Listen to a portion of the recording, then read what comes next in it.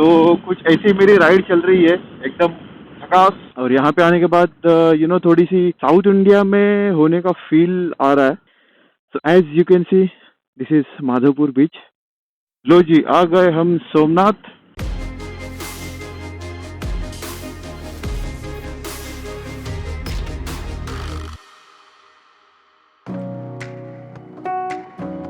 Hello and welcome back to the channel everyone. तो आज मेरे राइड का चौथा दिन है और अभी मैं हूँ द्वारका में और आज मैं जा रहा हूँ सोमनाथ।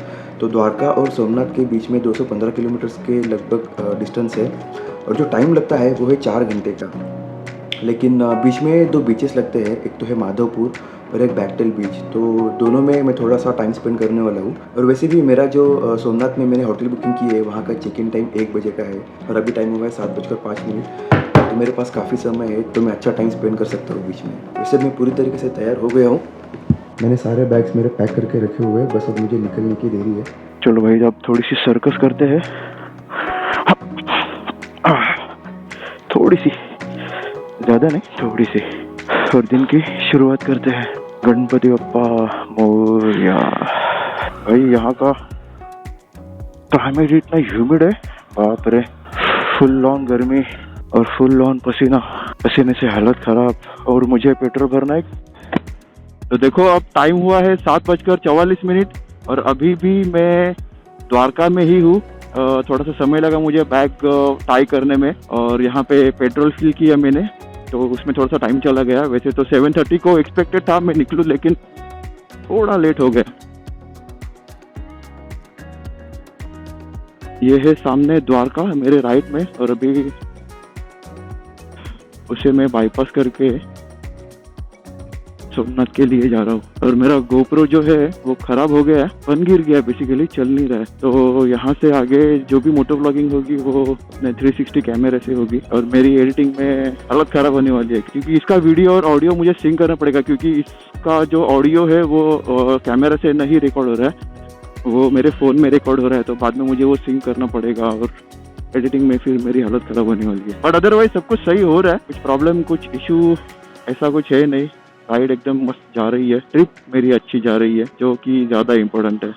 और सामने में पोरबंदर का बोर्ड देख रहा हूँ।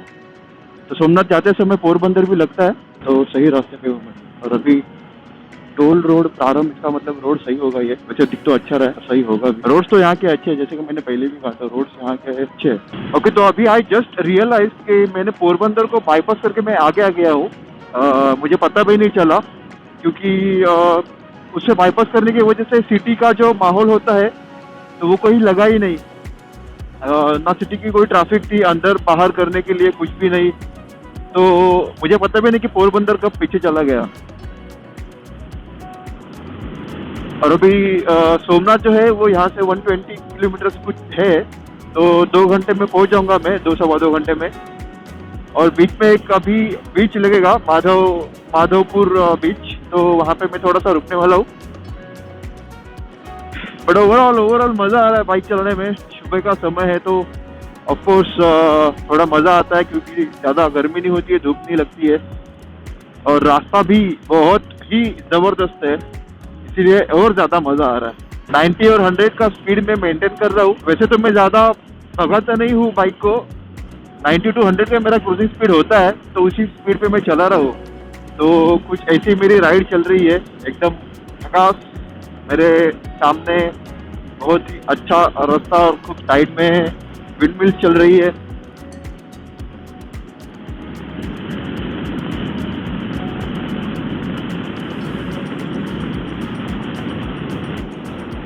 तो दोस्तों, जैसे कि आप देख सकते हो, मेरे राइट साइड में पूरा समंदर है और पूरा समंदर के किनारे से होके यह रास्ता जा रहा है और माधवपुर बीच भी आ गया है। ब्यूटीफुल। तो as you can see this is Madhavpur beach. ये सारा माधवपुर बीच है। मुझे भी मैप में देखा तो मुझे पता चला वहाँ पे नाव वगैरह है, शायद कुछ एक्टिविटीज़ यहाँ पे भी होती रहेंगी, मुझे पता नहीं है एग्जैक्टली, लेकिन ऐसे लग तो रहा है कि यहाँ पे भी एक्टिविटीज़ होती है कुछ। अब आगे कहीं पे रुकने के लिए जगह है या नहीं मुझे पता नहीं है। अगर शायद ना हो तो मेरा ये चांस मिस हो जाएगा, इसीलिए मैं यहीं पे रुक के थोड़ा सा व्लॉग बना रहा हूँ। हो सकता है आगे भी रुकने के लिए जगह हो, लेकिन मुझे पता नहीं। यहाँ पे भी बहुत सारे स्टॉल्स वगैरह लगे हुए हैं, लेकिन अभी अर्ली मॉर्निंग है शायद, तो इसीलिए बंद है। ज़्यादा कुछ खुला नहीं है, सिर्फ नारियल पानी का स्टॉल ओपन था, उसके अलावा और कुछ नहीं था। If I can stand up and see, I can see the beautiful beach. तो at the end of the beach, वहाँ पे थोड़े से स्टॉल्स वगैरह ओपन थे, वहाँ पे भी कुछ एक्टिविटीज हो रही थी, like horse cart, camel riding है वहाँ पे।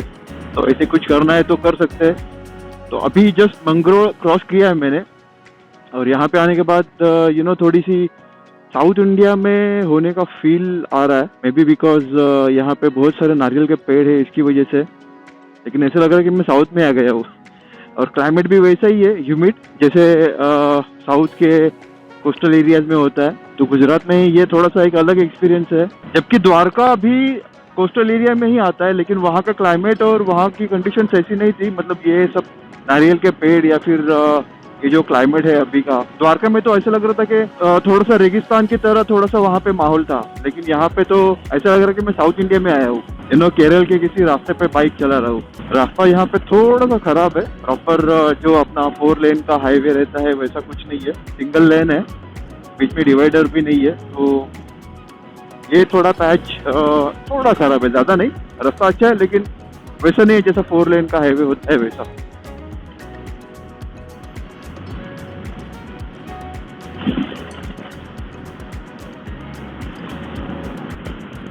और एक बैकटेल करके बीच है, अगर मैं उसको सही से प्रोनाउंस कर पा रहा हूँ तो उस बीच का अभी मैं इंतजार कर रहा हूँ, कब आएगा पता नहीं। और ये है गढ़ू गांव, यहाँ से लेना है राइट एज पर मैप ऑल्सो, और वहाँ पे एक साइन बोर्ड भी था सोमनाथ के लिए, राइट।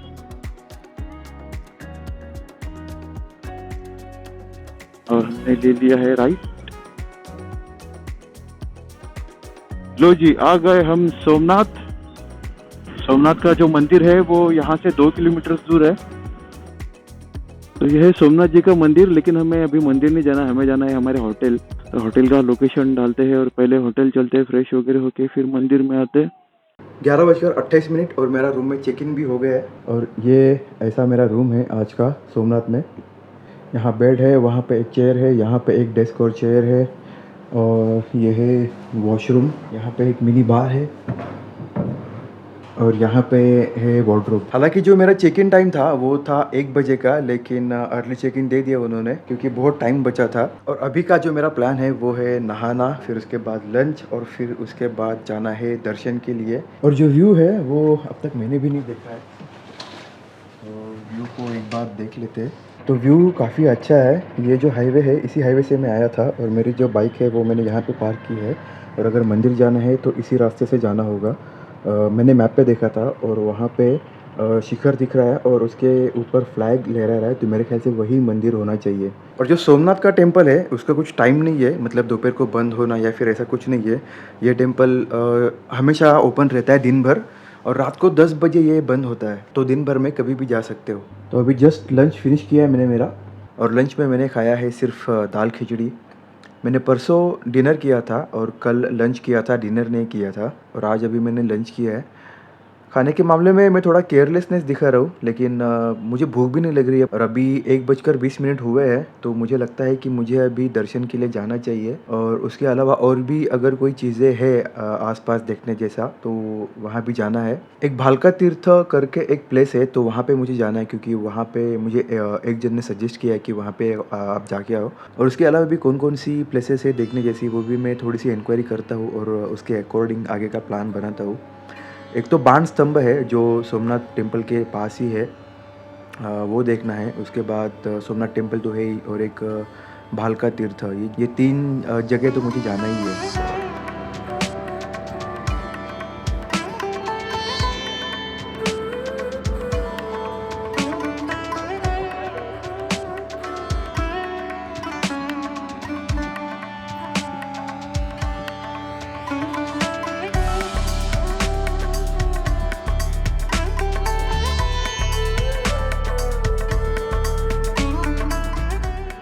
तो ये है भालका तीर्थ। इसका इम्पोर्टेंस ये है कि यहाँ पे श्री कृष्ण ने अपनी आखिरी सांस ली थी, उनको जो तीर लगा था, तो उसके बाद उनका जो निधन है वो यहीं पे हुआ।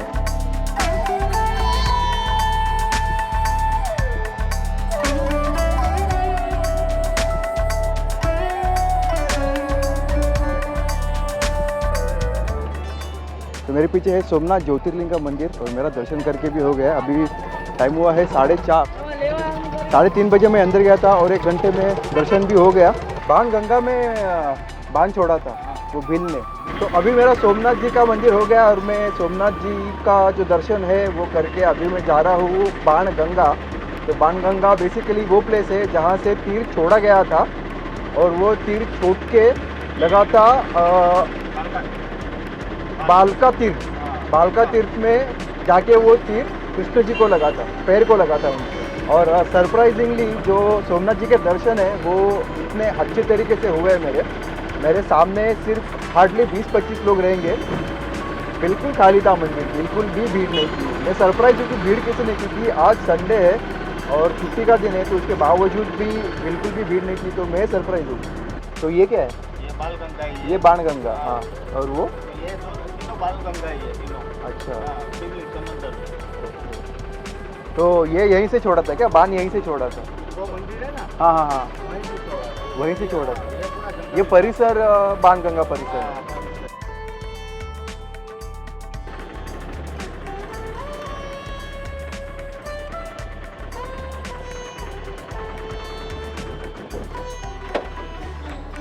कौन सा शिवलिंग है ये? मीनास्वर महादेव है और बहुत पुराना शिवलिंग है। और उसको मीनास्वर महादेव बोलते हैं। कौन सा महादेव? वेणेश्वर महादेव। महादेव। अच्छा, उनका शिवलिंग है। हाँ, देखो उधर उसका इतिहास लिखा है, उधर पटना उधर। हाँ हाँ, ठीक है, इधर ही है ना, आता हूँ मैं। जो भी इंफॉर्मेशन है आपको सामने दिख रही है इस शिवलिंग के बारे में। ये 5000 साल पुराना स्वयंभू शिवलिंग है और 1024 की उसकी कहानी है। यहाँ पे वाजा ठाकुर नाम का राजा रहता था, उसकी एक बेटी थी वेणु नाम की। वैसे मैंने तो सिर्फ फोटो निकाला था, वो इन्फॉर्मेशन क्या है उसके बारे में, लेकिन वो दीदी ने अच्छी खासी कहानी बता दी। और अभी हम आए हैं राम मंदिर देखने के लिए। देखो, अभी जिस शिवलिंग में मैं जाके आया हूँ वहाँ पे तो वो जो दीदी थी उन्होंने खुद ही बोला था कि आपको अगर फ़ोटोज़ निकालना है या फिर वीडियो निकालना है तो आप निकाल सकते हो। तो ऐसी जगह पे निकालने के लिए कोई हर्ज नहीं है, लेकिन जहाँ जहाँ पे मनाही है वहाँ पे कैमरा अंदर रखना ही सही है। तो जहाँ जहाँ पे पॉसिबल है कैमरा लेके जाना, वहाँ पे मैं लेके जाऊँगा, और जहाँ पे मनाही है वहाँ पे कैमरा बंद।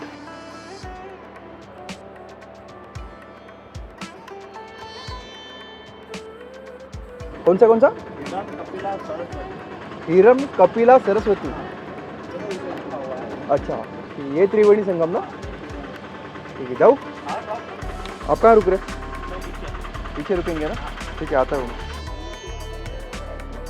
हिरण, कपिला और सरस्वती, ये 3 नदियों का संगम, त्रिवेणी संगम। कौन सी नदी कहाँ से कहाँ मिल रही है कुछ समझ में नहीं आ रहा, कोई बताने वाला नहीं है और कहीं पे कुछ लिखा भी नहीं है। बर्ड्स बहुत सही लग रहे हैं। अगर मेरे पास कैमरा होता मेरा कैनन का तो इनकी फ़ोटोज़ निकालता था। ये त्रिवेणी माता जी का मंदिर है और उससे पता नहीं लॉक क्यों लगाया हुआ है। वो बोलते हैं शारदा पीठ। कामनाथ महादेव। हाँ, शारदा पीठ है, उसमें इतना मंदिर है। अच्छा, तो अंदर क्या क्या है? सूर्य मंदिर। सूर्य मंदिर, हिंगराज माँ की गुफा। हिंगलाज माँ की गुफा, वो 5 पांडव की बैठक। 5 पांडव की बैठक। हिंगराज माँ की गुफा में उल्टे पैर जाना, हाँ, सीधे पैर ऊपर आना है। उल्टा जाने का? हाँ। क्यों ऐसा? वो सीधे जाओगे ना, हाँ। तो आप गिर जाओगे। तो जो ऑटो वाले भैया है वो अच्छी खासी गाइड भी कर रहे हैं मुझे, कैसा क्या करना है क्या नहीं करना है। इन्फॉर्मेशन तो दे ही रहे हैं, लेकिन उसके अलावा भी बहुत सारी गाइडेंस दे रहे हैं। सूर्य कुंड, ये है सूर्य कुंड। जो सूर्य मंदिर होके आए थे उसके बगल में ही ये सूर्य कुंड है। बहुत स्ट्रगल करना पड़ा गुफा के अंदर जाने के लिए। गुफा की विड्थ बहुत कम है, मेरी शोल्डर की विड्थ के बराबर ही गुफा की विड्थ है। यहाँ पे है सूर्य मंदिर और उसके पीछे है, उसके सामने है हिंगलाज माता और पांडव गुफा। हिंगलाज माता की गुफा का फ़ोटो खींचना था मुझे, लेकिन वहाँ पे फ़ोटो खींचना अलाउड नहीं था और वहाँ पे सीसीटीवी कैमरा भी लगा हुआ था। अदरवाइज़ मैं अगर अलाउ होता तो फ़ोटो खींचता था उसकी विड्थ दिखाने के लिए। कामनाथ मंदिर, शारदा पीठ, वो गुफा है, हाँ अंदर भी एक गुफा है। अंदर भी एक गुफा है। सूरज ढल गया है।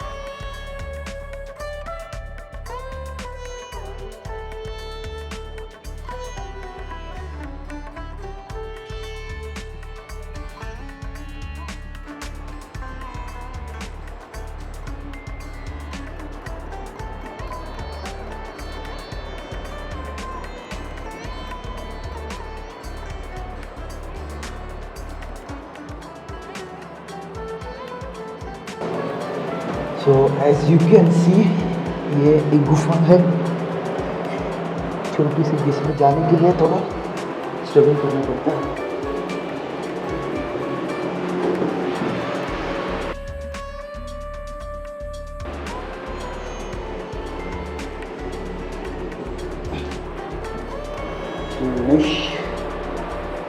और सेम ऐसी ही गुफा हिंगलाज माता जी की थी।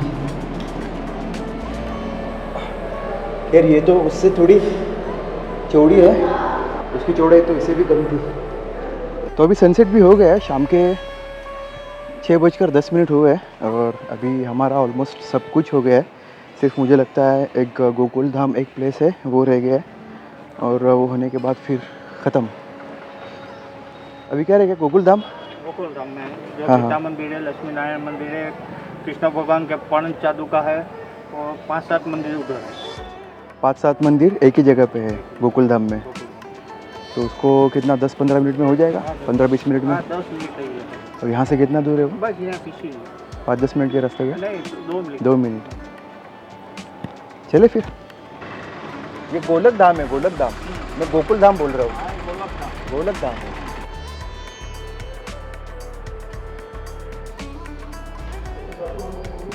तो ये भी एक गुफा है, गुफा के अंदर। तो ये गोलोक धाम है, गोलोक धाम। और मैं कब से गोकुल धाम कर रहा हूँ। और ये श्री लक्ष्मी नारायण मंदिर और ये गोलोक धाम का परिसर। यहाँ पे लोग बैठे हुए दिन भर घूम फिर के थक हार के थोड़ी रेस्ट करने के लिए। बहुत ही शांत माहौल है यहाँ पे, बिल्कुल भी शोर शराबा नहीं है, कुछ भी नहीं। लोग आ रहे हैं शांति से, दर्शन करके चले जा रहे हैं, बैठे हैं। और ये कोई रिवर है, इसका नाम मुझे पता नहीं है। हो गया सब, सभी पॉइंट हो गए ना? हमने कुछ 4:30 बजे शुरू किया था। 4:15 को शुरू किया था और अभी हो गए 6:15, मतलब 2 घंटे तो हमें लग ही गए। 6:15 6:20 हो गए, 6:21 हो गए, तो 2 घंटे तो हमें लगे। मतलब अगर ये पूरा घूमना है तो अकेले को भी 2 घंटा तो लगता ही है, और अगर फैमिली साथ में होती तो और ज़्यादा टाइम लगता है। लेकिन ये सही तरीका है घूमने का। एक ऑटो वाले भैया पकड़ लो और सब घूम लो एक ही साथ में। मतलब क्या कुछ यहाँ वहाँ भागने की ज़रूरत नहीं है बस के पीछे या वो शटल के पीछे। ये सबसे सही आसान तरीका है। चलो अभी घर पे चलते हैं अभी, और क्या, चलो। ओके, तो फाइनली मैं आ गया हूँ मेरे रूम में। अभी टाइम हुआ है 6:45। तो मेरा जो सोमनाथ जी का दर्शन था वो भी हो गया है और बाकी जो जगह है यहाँ पे घूमने जैसी वो भी सब हो गई है और मज़ा आया ओवरऑल। जैसे पिछले 2 दिन बीते थे वैसे ही आज का ही दिन बीता। मतलब जो जो डिसाइड किया था वैसा वैसा सब कुछ हुआ। अगर जो डिसाइड करते हैं वो होता है तो ऑब्वियसली अच्छा ही लगता है। और इस ट्रिप में एक बहुत अच्छी बात हुई कि मैं जिन जिन लोगों के साथ घूमा हूँ पिछले 3 दिनों में, वो भी सभी अच्छे लोग थे और सभी ने बहुत अच्छी तरीके से घुमाया, सब दिखाया और पूरी इन्फॉर्मेशन दी सभी जगहों के बारे में। तो इसकी वजह से इस ट्रिप में थोड़ा और मज़ा आया। नॉर्मली लोग सिर्फ आते हैं, जगह देखते हैं, घूमते हैं, फिरते हैं, उसके बारे में कुछ इन्फॉर्मेशन नहीं लेते, डिटेल्स नहीं लेते। इस तरीके से घूमने में कुछ मज़ा नहीं है। जब उसके बारे में आप डिटेल में इन्फॉर्मेशन लेते हो तभी उसकी जो इम्पोर्टेंस है वो समझ में आती है और तभी असली मज़ा आता है। तो वो तीनों भी लोग जो थे वो सही थे, एकदम अच्छे थे। सब उन्होंने सही तरीके से घुमाया, दिखाया। तो सबसे पहले था शितराज जिन्होंने मुझे बहुत अच्छी तरीके से घुमाया। फिर थे कानाराम जी जिन्होंने मुझे बेट द्वारका में घुमाया और फिर आज जिनका नाम है मोहम्मद, उन्होंने मुझे सोमनाथ बहुत अच्छी तरीके से घुमाया। उन्होंने बहुत अच्छी इन्फॉर्मेशन दी सभी जगहों के बारे में। तो अगर ऐसे लोग मिलते हैं अपनी ट्रिप में तो मज़ा तो ऑब्वियसली आने वाला ही है। तो ये जो ट्रिप है वो मेरी यहीं पे ख़त्म होती है और घर जाने की जो जर्नी है, वापस जाने की जर्नी है, वो कल मेरी स्टार्ट होगी। कल मुझे घर वापस जाना है। इस ट्रिप में मुझे द्वारका देखना था और सोमनाथ देखना था। इसके अलावा भी मुझे चीज़ें देखनी थी, लेकिन उसके लिए इतना टाइम नहीं है क्योंकि आगे दिवाली आने वाली है और मुझे दिवाली से पहले घर जाना है। तो आज का जो दिन है वो हम यहीं पे ख़त्म करते हैं और मिलते हैं हमारे अगली वीडियो में।